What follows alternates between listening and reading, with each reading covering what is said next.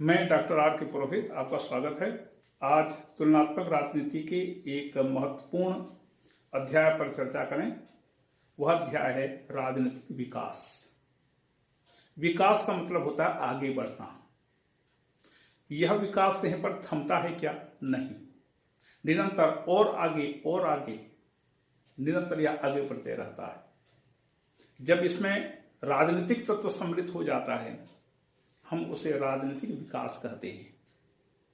विशेष करके द्वितीय विश्व युद्ध के बाद के वर्षों में जब नए नए राज्यों की स्थापना हुई, उपनिवेशवाद साम्राज्यवाद के गढ़ एक एक करके ढहते गए, छोटे छोटे सैकड़ों की संख्या में नए राज्य स्थापित होने लगे, तो उन्होंने अपने हाथ में सत्ता आने के बाद अपने देश को आगे बढ़ाने का काम किया। विकास कार्यक्रमों को अपने हाथ में लिया, लोक कल्याणकारी राज्यों की स्थापना हुई और सभी देशों ने, विशेष करके जिसे हम तीसरी दुनिया के देश कहते हैं, इन तीसरी दुनिया के देशों ने अपने अपने ढंग से अपने देश में विकास कार्यक्रमों को निर्धारित किया और उसको आगे लेकर के बढ़ते गए।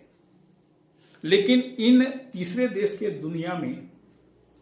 दुनिया के देशों में जो विकास की गति थी वह हर देश में अलग अलग थी। कहीं पर कोई समानता नहीं थी, अनेक प्रकार की विभिन्नताएं थी। कहीं पर कोई राजनीतिक गड़बड़ियां होने लगी, कहीं पर कोई आर्थिक अनियमितताएं होने लगी, कहीं पर संवैधानिक रूप से कुछ और भी प्रकार की गड़बड़ियां होने लगी। तो मतलब यह है कि तीसरी दुनिया के देशों में जो भी कार्यक्रम हुए, जो भी विकास की गतिविधियां हुई, उनमें कोई तारतम्यता नहीं थी। पूरी दुनिया में अलग अलग प्रकार की प्रवृत्ति देखी गई। तो अमेरिका के, इंग्लैंड आदि पश्चिमी देशों के अनेक राजनीतिक वैज्ञानिकों ने इस विषय पर अध्ययन किया और राजनीतिक विकास नाम के एक शब्द बंध को स्थापित किया। उन्होंने अपने अपने ढंग से राजनीतिक विकास को परिभाषित किया, उसके प्रकृति पर विचार विमर्श किया और अपनी बातें उन्होंने कहने का प्रयास किया। तो राजनीतिक विकास क्या है, इसके बारे में लुसियन पाई ने परिभाषित करते हुए कहा है कि राजनीतिक विकास राजनीतिक संस्कृति का विसरण का मतलब फैलाना, आगे बढ़ाना और ज्यादा दूर तक उसको प्रसारित करना, उसको विसरण कहते हैं। तो राजनीतिक संस्कृति का विसरण और जीवन के पुराने प्रतिमानों को नई मांगों के अनुकूल बनाने। जीवन के पुराने कई प्रतिमान होते हैं, हम अपने जीवन में कई प्रकार की पुरानी चीजों को लेकर के आगे बढ़ते हैं और कई बार हमारी यह प्रवृत्ति नए समाज में, नए परिवेश में फिट नहीं बैठती है। तो उसको समायोजित करना, किस प्रकार से पुरानी चीजों को हम नए समय के अनुकूल ढाल सकें, उसके अनुरूप बना सकें, उसके बीच सामंजस्य स्थापित कर सकें, ये अनुकूल बनाने, उन्हें उनके साथ बिठाने या उनके साथ सामंजस्य बिठाना है। मतलब कि जीवन के जो पुराने प्रतिमान हैं उनको नए परिवेश में स्थापित करना, उसके साथ एक समायोजन करना, ताकि किसी भी व्यक्ति को, समाज को तकलीफ न हो और आगे निरंतर हम बढ़ते जाएं। इसे लुसियन पाई ने राजनीतिक विकास कहा है। जब व्यक्ति अपने जीवन में कई प्रकार की ऐसी चीजें लाता है जो कि पुराने परंपराओं से प्रेरित होती हैं, नए वातावरण में वह अपने आप को समायोजित नहीं कर पाता है, तो वह एक असहज महसूस करता है।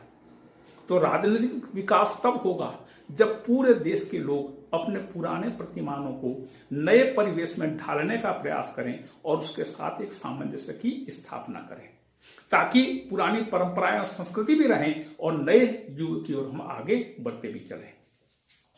दूसरा, डायमंड ने परिभाषित करते हुए कहा है, राजनीतिक विकास एक प्रक्रिया है। प्रक्रिया मतलब चलने वाला काम हमेशा है। और जिसमें एक राजनीतिक व्यवस्था में नवीन लक्ष्यों को निरंतर सफल रूप में प्राप्त करने की क्षमता होती है। राजनीतिक व्यवस्था में जब एक राजनीतिक व्यवस्था की स्थापना होती है, उसका काम है देश को आगे ले जाना, आगे बढ़ाना, सभी प्रकार के अच्छे कार्यक्रमों को, ताकि जनता का हित अधिक से अधिक हो सके, जनता का कल्याण हो सके। इसलिए अनेक प्रकार के जो कार्यक्रम अपनाए जाते हैं उसको लेकर के आगे बढ़ना है और नवीन लक्ष्यों को निरंतर सफल रूप में प्राप्त करने की क्षमता रहती है। जब तक राजनीतिक व्यवस्था चाहती है तब तक किसी भी लक्ष्य को प्राप्त किया जा सकता है। यदि राजनीतिक व्यवस्था नहीं चाहती तो आप किसी प्रकार से लक्ष्य को प्राप्त नहीं कर सकते। तो राजनीतिक व्यवस्था में इतनी क्षमता होती है कि वह निरंतर आगे बढ़ते हुए एक निश्चित क्षमता को प्राप्त कर सके। फिर आमंड और पावल परिभाषित करते हुए कहते हैं कि राजनीतिक विकास राजनीतिक संरचनाओं का अभिवृद्धि विभेदीकरण। राजनीतिक संरचना जैसे राजनीतिक संगठन मतलब व्यवस्थापिका, कार्यपालिका, न्यायपालिका, तो ये इस व्यवस्थापिका, कार्यपालिका, न्यायपालिका के अंतर्गत जो अनेक प्रकार की संस्थाएं काम करती हैं उन्हें संरचना कहते हैं। तो इन संरचनाओं का अभिवृद्धि विभेदीकरण, इस संरचना में भी अनेक प्रकार के विभेदीकरण होना चाहिए। सब चीजें एक साथ मिलाजुला करके नहीं, हर काम को करने के लिए अलग अलग क्षेत्र, अलग अलग संस्थाएं, अलग अलग व्यवस्था होनी चाहिए। अलग अलग व्यवस्था होने से क्या होगा कि उनमें प्रकार्यात्मक विशेषीकरण आएगा, मतलब काम करने की क्षमता बढ़ेगी। विशेषज्ञता के आधार पर अलग अलग प्रकार की संरचनाओं की स्थापना करनी चाहिए। यदि प्रत्येक संरचना में विशेषज्ञ कार्यरत हैं तो उस संस्था की क्षमता बढ़ जाएगी। तो यह राजनीतिक संरचनाओं का अभिवृद्धि विभेदीकरण है। तथा राजनीतिक संस्कृति का बर्तावलौकीकरण। राजनीतिक संस्कृति एक छोटे से क्षेत्र तक सीमित न रह जाए, यह पूरे राष्ट्र में व्यापक होना चाहिए, ताकि आम जनता उस राजनीतिक संस्कृति से परिचित हो सके और उसके अनुकूल अपने जीवन का संचालन कर सके। ये पाई, डायमंड और आमंड पावल के द्वारा दी गई परिभाषा है। पाई इसमें 3 बातें बताता है। वह कहता है कि इसके 3 स्तर होते हैं। एक, संपूर्ण जनता के स्तर पर विकास होना चाहिए। दूसरा, राजनीतिक व्यवस्था की कार्य निष्पादन जनता के स्तर पर होना चाहिए। और तीसरा है राजनीति के संगठनात्मक स्तरता की स्तर पर भी ये होना चाहिए। 3 स्तर हुए, एक जनता का स्तर, दूसरी राजनीतिक व्यवस्था, तीसरी राजनीतिक संगठन। तीनों स्थानों पर जब विकास पूरी तरह से हो जाता है, हम उसे राजनीतिक विकास कह सकते हैं। इस राजनीतिक विकास का अध्ययन अनेक विद्वानों ने किया, अनेक राजनीतिक वैज्ञानिकों ने किया। सबने अपने अपने ढंग से राजनीतिक विकास को परिभाषित किया, अलग अलग प्रकार की उसने चीजें रखी और उन्होंने अपनी बातें कही। तो इस प्रकृति के अंतर्गत 10 प्रकार के तत्व हमारे सामने आते हैं। इन 10 प्रकृति को लुसियन पाई ने लगभग खंडित करते हुए अपने विचार रखे हैं। तो पहले हम देखेंगे कि राजनीतिक प्रकृति के बारे में विभिन्न वैज्ञानिकों का दृष्टिकोण क्या था और पाई उसमें क्या आपत्ति व्यक्त करता है। पहला है बुकानन, हिंगिस और कोलमैन के द्वारा प्रतिपादित राजनीतिक विकास का सिद्धांत, जिसमें ये तीनों विचारक कहते हैं कि राजनीतिक विकास आर्थिक विकास के पूर्व शर्त के रूप में, किसी भी देश का आर्थिक विकास जब तक नहीं होगा तब तक उस देश का राजनीतिक विकास नहीं हो सकता। तो आर्थिक विकास पहले है, राजनीतिक विकास बाद में है। ये तीनों वैज्ञानिक ये बात कहते हैं। पाई कहता है राजनीतिक विकास अलग चीज है, आर्थिक विकास अलग चीज है, दोनों भिन्न हैं, दोनों एक दूसरे की शर्त वगैरह का कुछ नहीं है। उदाहरण के लिए जैसे हम साम्यवादी देशों को देखते हैं, साम्यवादी देशों में आर्थिक विकास तो हो गया लेकिन राजनीतिक विकास नहीं हो पाया और अभी भी नहीं हो पाया है। चीन को देख लीजिएगा, आर्थिक विकास में वह पूरी दुनिया में अव्वल है, लेकिन वहां की जो राजनीतिक व्यवस्था है क्या अपना विकास कर पाई है? नहीं कर पाई है। तो राजनीतिक विकास और आर्थिक विकास दोनों अलग अलग चीजें हैं। दूसरा है औद्योगिक समाजों के विशिष्ट राजनीति के रूप में। रोस्टोव कहता है कि औद्योगिक समाजों की जब स्थापना होती है तो इससे राजनीतिक विकास बलवती होती है, राजनीतिक विकास होता है। पाई कहता है यहां पर, फिर यहां पर अर्थ और राजनीतिक दोनों चीजें आ गई, तो पाई ने कहा दोनों अलग अलग चीजें हैं। राजनीतिक विकास तब होगा जब, राजनीतिक विकास अलग चीज है, आर्थिक विकास अलग है, अलग चीज है। तो कहीं किसी देश में यदि औद्योगिक समाज की स्थापना हो गई तो पूरे देश का राजनीतिक विकास होगा या राजनीतिक विकास हो गया, हम ऐसा नहीं कह सकते। तीसरे नंबर पर इसे कहा गया है, कोलमैन और ड्यूस कहते हैं कि राजनीतिक आधुनिकीकरण के रूप में, यदि मान लीजिए कोई देश राजनीतिक व्यवस्था में नए नए चीजों को सम्मिलित करता है, पूरी व्यवस्था का आधुनिकीकरण कर देता है, तो क्या हम उसे राजनीतिक विकास कहेंगे? पाई कहता है नहीं कह सकते, क्योंकि हर देश केवल पश्चिमी देशों का अनुकरण नहीं करता, क्योंकि हर देश की अपनी परंपराएं होती हैं, अपनी संस्कृति होती है, अपना एक वातावरण होता है, पर्यावरण होता है। उस पर्यावरण के अधीन रहते हुए वह राजनीतिक विकास के मार्ग पर आगे बढ़ता है। तो केवल आधुनिकीकरण कर दिया किसी व्यवस्था का तो देश का राजनीतिक विकास हो जाएगा, कोई आवश्यक नहीं है, क्योंकि हर देश अपने अपने ढंग से किसी एक नई व्यवस्था को स्वीकार करता है। पश्चिमी देशों का अनुकरण नहीं करता, उस सीमा तक करता है जिस सीमा तक वो चीजें हमारे देश की परिस्थिति के अनुरूप दिखती हैं। तो ये पाई कहता है कि दोनों चीजें अलग हैं। फिर है चौथे नंबर पर राष्ट्रीय राज्य के परिचालन के रूप में, सीलबर्ग और सिम्स कहते हैं कि राष्ट्रीय राज्य का परिचालन के रूप में हम राजनीतिक विकास को मान सकते हैं। राष्ट्रीय राज्य क्या है? नेशन स्टेट, राष्ट्र राज्य। जब एक राज्य में एक ही जातीयता के, एक ही राष्ट्रीयता के लोग रहते हैं, हम उसे राष्ट्र कहते हैं। जैसे इजराइल केवल यहूदी रहते हैं, जितने भी मुस्लिम देश हैं ये सब केवल वहां पर मुस्लिम रहते हैं, किसी न किसी प्रकार की एकता होती है।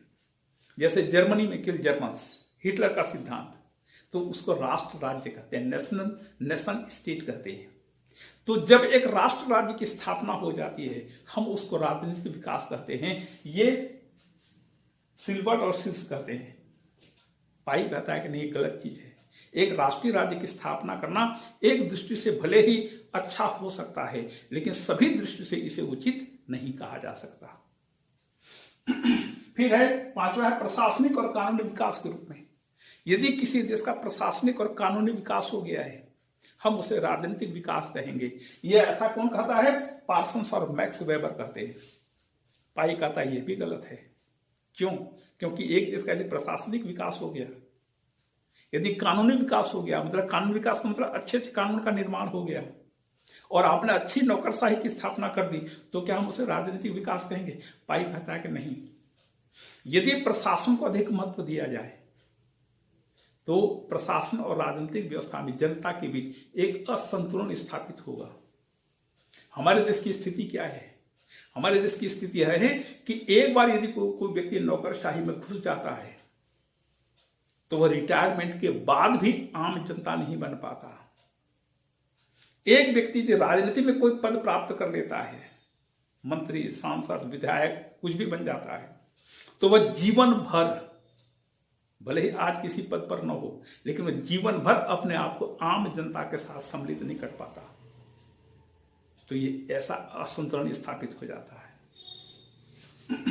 फिर जन गतिशीलता और सहभागिता के रूप में, जन गतिशीलता सहभागिता, एमर्सन कहता है यदि किसी देश में जनता ज्यादा सक्रिय है, राजनीतिक व्यवस्था के कार्य में भाग लेती है, तो फिर हम उसे राजनीतिक विकास कह सकते हैं।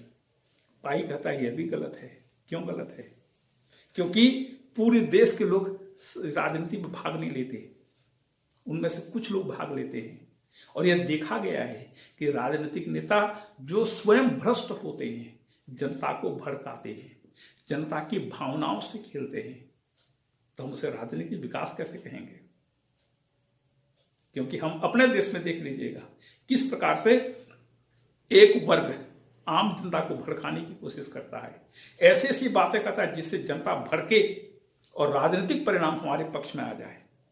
हम उसे राजनीतिक विकास नहीं कहेंगे। फिर लोकतंत्र के निर्माण के रूप में, लोकतंत्र का निर्माण हो गया। इसके समर्थक है पैलोमोरा पिनाक आदि वैज्ञानिक इसका समर्थन करते हुए कहते हैं कि यदि लोकतंत्र का विकास किसी देश में हो गया, हम उसे राजनीतिक विकास का एक पैमाना मान सकते हैं। पाई कहता है ये भी ठीक नहीं है। हमारे देश का लोकतंत्र पूरी दुनिया के लिए आज मिसाल बनता जा रहा है। पूरी दुनिया में जितने भी तृतीय विश्व के देश हैं, तीसरी दुनिया के देश हैं, इन सब में सबसे ज्यादा स्थायित्व, सबसे ज्यादा बढ़िया लोकतंत्र हमारे देश का है। लेकिन हमारे देश को लोकतंत्र की स्थिति कैसी है देख लीजिएगा। तो लोकतंत्र अलग है, यदि जनता के स्तर पर लोकतंत्र की स्थापना कर भी दी जाती है तो उसका राजनीतिक विकास हो गया है कहना ठीक नहीं है, उचित नहीं है। फिर 8वां है स्थायित्व और व्यवस्थित परिवर्तन के रूप में। ज्यूस और रिक्स ये बात कहते हैं, यदि किसी देश में स्थायित्व है और जो भी परिवर्तन होते हैं व्यवस्थित रूप से परिवर्तन होते हैं, हम उसे राजनीतिक विकास की सीढ़ी कह सकते हैं। पाई कहता है ये भी ठीक नहीं है। क्यों? यदि किसी देश में व्यवस्थित परिवर्तन होता है या अच्छी तरह से कानूनों का निर्माण होता है, संचालन होता है, ये तमाम चीजें होती हैं और उस देश में राजनीतिक स्थायित्व भी है, तो भी हम उसे राजनीतिक विकास का अंतिम पैमाना, एकमात्र पैमाना नहीं मान सकते। हमारे देश में अभी तक स्थायित्व है, व्यवस्थित परिवर्तन होता है, सब काम लोकतांत्रिक तरीके से होता है, तो भी क्या हमारे देश का राजनीतिक विकास हो चुका है? नहीं हुआ है। और अंतिम में और 9वां है गतिशीलता और शक्ति के रूप में। गतिशीलता, प्रत्येक व्यवस्था में गतिशीलता का होना आवश्यक है और उस व्यवस्था में एक शक्ति का, क्षमता का भी होना आवश्यक है। तो गतिशीलता भी होनी चाहिए, क्षमता भी होनी चाहिए। ऐसा कौन कहते हैं? कोलमैन और आमंड कहते हैं। तो यदि लोकतांत्रिक व्यवस्था में गतिशीलता है, वहां पर कर्तव्यनिष्ठता है और वहां पर यदि शक्ति का प्रयोग, उचित प्रयोग होता है, तो हम उसे राजनीतिक विकास कर सकते हैं। पाई कहता है ऐसा भी संभव नहीं है, क्योंकि स्थायित्व और गतिशीलता और शक्ति यह केवल लोकतांत्रिक व्यवस्था में पाई जाती है। कौन सी शक्ति? कि यदि मान लीजिए कोई असंतोष उत्पन्न होता है तो उस असंतोष को दबाने की शक्ति, गतिशीलता, आगे बढ़ने की क्षमता, आगे बढ़ना, राजनीतिक विकास, यह केवल लोकतांत्रिक व्यवस्था में होता है। गैर लोकतांत्रिक व्यवस्था में ये चीजें नहीं पाई जाती। तो एक ऐसी व्यवस्था होनी चाहिए जो पूरे देश की संपूर्ण व्यवस्था पर अपना नजर रख सके। हम उसे राजनीतिक व्यवस्था, हम उसे राजनीतिक विकास कर सकते हैं। और अंतिम 10वां है सामाजिक परिवर्तन की बहुआयामी प्रक्रिया के रूप में। सामाजिक परिवर्तन एक बहुआयामी तत्व है। इसके अनेक पक्ष होते हैं और इस अनेक पक्षों का जब तक विकास नहीं होगा तब तक वह राजनीतिक विकास की श्रेणी में नहीं आ सकता। पाई इस कथन का समर्थन करता है। तो राजनीतिक विकास की प्रकृति के बारे में ये 10 प्रकार के विचार यहां पर सामने रखे गए और इन सब का खंडन करने के बाद लुसियन पाई राजनीतिक विकास की प्रकृति अपने ढंग से बताता है।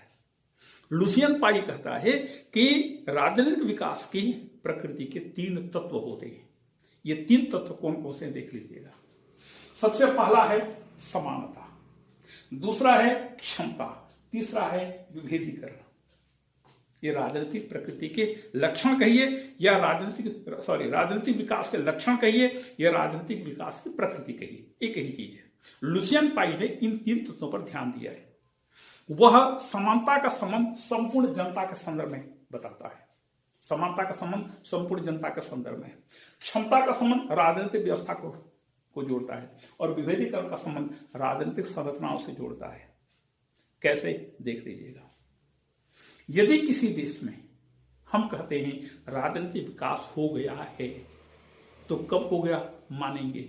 संपूर्ण जनता के संदर्भ में। सबसे पहली बात, जनता आदेश प्राप्त करने के स्थान पर निर्णय लेने में सहभागी बने। जनता निर्णय निर्माण प्रक्रिया में सहभागी जब बनती है तब वहां पर राजनीतिक विकास होता है।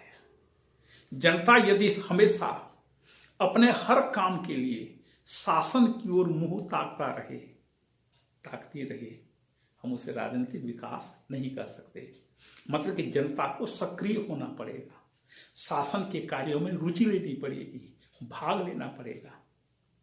और जब स्वयं निर्णय निर्माण प्रक्रिया का एक अंग बन जाए कोई व्यक्ति, तब वह स्वेच्छा से उस व्यवस्था के अधीन काम करेगा। व्यवस्था का उल्लंघन करने की हिम्मत, ताकत, इच्छा उसमें नहीं आ पाएगी। तो जनता आदेश प्राप्त करने के स्थान पर निर्णय निर्माण प्रक्रिया में सहभागी बने, वो पहली शर्त है। दूसरी चीज, राजनीतिक प्रक्रिया के प्रति उदासीनता नहीं। कौन रूप हो हम ही कहानी, कोई भी राजा बने हमको क्या करना है, ऐसी उदासीनता ठीक नहीं है। जनता की रुचि राजनीतिक क्रियाकलाप के प्रति लगातार बढ़नी चाहिए। जब तक जनता राजनीतिक क्रियाकलापों के प्रति रुचि नहीं दिखाएगी, देश में वास्तविक समानता की स्थापना नहीं हो पाएगी। तो जनता की रुचि निरंतर बढ़ने चाहिए। हमारे एक वोट से क्या होता है, ये जो प्रश्न है, ये जो हमारी मानसिकता है, इसी ने हमारे देश को, पूरी व्यवस्था को बर्बाद कर दिया है। देखिए, आज हमारे देश में जब भी चुनाव होते हैं, चुनाव में कितने लोग वोट डालते हैं? अभी तक का परसेंटेज ज्यादा से ज्यादा 60% रहा परसेंट। पूरे राष्ट्रीय एवरेज निकालें तो 55 से 60% के बीच रहा है। बाकी 40% लोग वोट नहीं डालते, जानबूझकर वोट नहीं डालते, ये सोचकर वोट नहीं डालते कि हमारे एक वोट से क्या होता है। और जब हर व्यक्ति यही सोचता है कि हमारे एक वोट से कुछ नहीं होने वाला है, तब गड़बड़ी होती है। तो जनता को राजनीतिक प्रक्रियाओं के प्रति उदासीनता छोड़ करके रुचि लेना प्रारंभ कर देना चाहिए। फिर तीसरा है समानता के प्रति अत्यधिक संवेदनशीलता। समानता, अवसर की समानता, समानता कार्यक्रमों की समानता, सभी प्रकार से समानता होनी चाहिए। जब हर व्यक्ति को समानता का अवसर प्राप्त होता है, तब उसे राजनीतिक विकास किसी भी कहेंगे। कि समानता के प्रति पूरी संवेदनशीलता होनी चाहिए। कोई जात पात, ऊंच नीच, तेल में कुछ भी नहीं होना चाहिए, सबको समान अवसर मिलना चाहिए। जनता जब समानता के प्रति अधिक संवेदनशील हो जाती है, उसे हम राजनीतिक विकास कहेंगे। और चौथा है सर्वव्यापी नियमों को सबकी स्वीकृति प्राप्त हो जाए। जो भी व्यवस्थाएं हैं, व्यवस्था कानून बनाती है, एक व्यवस्था की स्थापना करती है, उस व्यवस्था के प्रति सबके मन में सम्मान का भाव होना चाहिए। जब एक बात संसद कानून बनाती है, कानून बनने के पहले अनेक प्रकार के वाद विवाद तेरे मेरे होते हैं, पक्ष में विपक्ष में कई प्रकार की बातें वहां पर रखी जाती हैं। लेकिन जब एक बार कानून बन गया, तो उस कानून के प्रति सबके मन में आज्ञा पालन का भाव होना चाहिए, सम्मान का भाव होना चाहिए। लेकिन यदि कानून बनने के बाद भी एक व्यक्ति, एक वर्ग, एक समूह यह कहता है मैं उस कानून को नहीं मानता, यहां पर फिर गड़बड़ी होती है। तो जो सर्वमान्य नियम होते हैं, जो नियम होते हैं, उन नियमों के प्रति लोगों के मन में आस्था होनी चाहिए, तब जाकर के समानता की स्थापना होगी और फिर राजनीतिक विकास हो पाएगा। तो समानता के संदर्भ में ये 4 तत्व लुसियन पाई ने निश्चित किए। दूसरा है क्षमता। क्षमता राजनीतिक व्यवस्था के संदर्भ में, एक राजनीतिक व्यवस्था की स्थापना हो गई, राजनीतिक व्यवस्था सरकार की स्थापना हो गई। उस सरकार में क्या क्या चीजें होनी चाहिए, देख लीजिए। सबसे पहले 1 नंबर राजनीतिक व्यवस्था के संदर्भ में राजनीतिक मामलों का उचित प्रबंध होना चाहिए। देश का शासन किस प्रकार से चले, शासन के कौन कौन से दायित्व हैं, कौन कौन से कार्य हैं, शासन की कौन कौन से लक्ष्य हैं, इन तमाम चीजों के बारे में उचित व्यवस्थाएं होनी चाहिए। जब तक उचित व्यवस्था नहीं होगी, देश का शासन तंत्र काम नहीं कर पाएगा। तो उचित प्रबंध होना चाहिए। दूसरा है राजनीतिक विवादों पर नियंत्रण। विवाद होते ही होने चाहिए और होते भी रहेंगे। एक मामले को शांत किया, दूसरा मामला फिर खड़ा हो जाता है, दूसरे को शांत किया, तीसरा फिर खड़े हो जाता है। यह प्रक्रिया, यह निरंतर चक्र रूप में चलते रहता है। जिस प्रकार से मौसम एक के बाद दूसरा, दूसरे के बाद तीसरा, फिर इस प्रकार से चलते रहता है, ठीक इसी प्रकार से एक देश में, प्रत्येक देश में राजनीतिक विवाद होते रहते हैं। तो राजनीतिक विवादों के निपटान की उचित व्यवस्था होनी चाहिए। ऐसा नहीं कि राजनीतिक विवाद इतना ज्यादा बढ़ जाए कि वह राजनीतिक व्यवस्था की क्षमता के बाहर चला जाए, तो देश के टूटने का भय रहता है।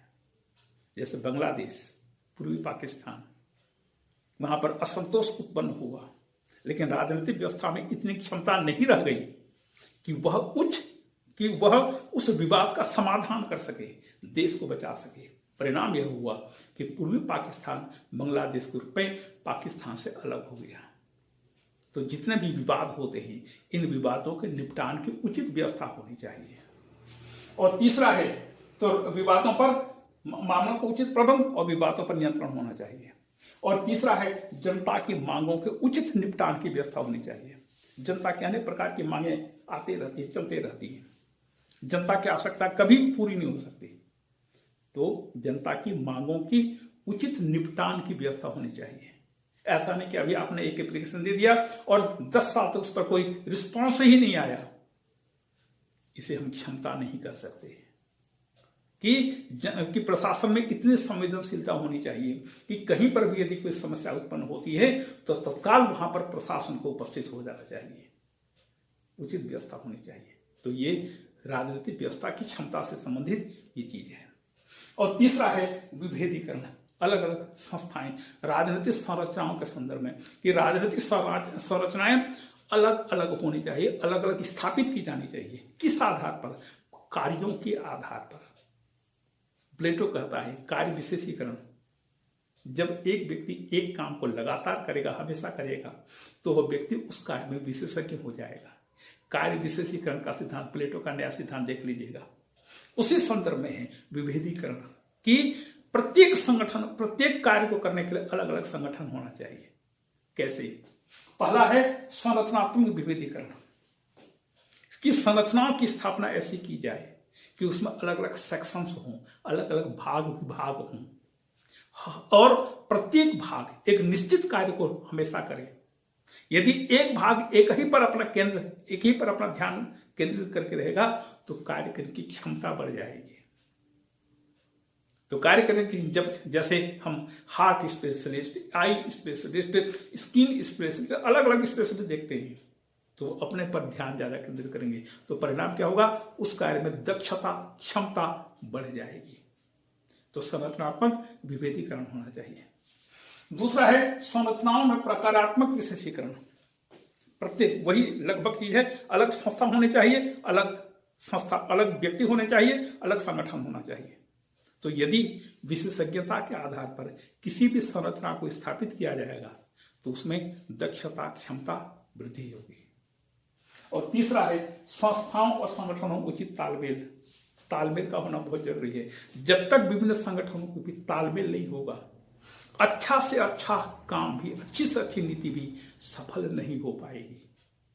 तो प्रशासन तो विशेषज्ञता के आधार पर हम अब विभेदीकृत संरचनाओं की स्थापना तो कर देंगे, लेकिन यदि उनके बीच तालमेल नहीं है, यदि हार्ट को देख रहे हैं, हार्ट स्पेशलिस्ट केवल हार्ट को देखेगा, हो सकता है ऐसी कोई दवाई दे जिससे उसकी आंखें खराब हो जाए, चमड़ी में अनेक प्रकार के रोग व्याधि उत्पन्न हो जाए, और भी कई प्रकार की नई बीमारी उत्पन्न हो जाए, और उसको वो कहे मैं नहीं देखता, मैं तो केवल हार्ट को देखूंगा। ऐसा नहीं, अपने पर ध्यान केंद्रित करिए, लेकिन आजू बाजू भी देखिए, आप अकेले नहीं हैं।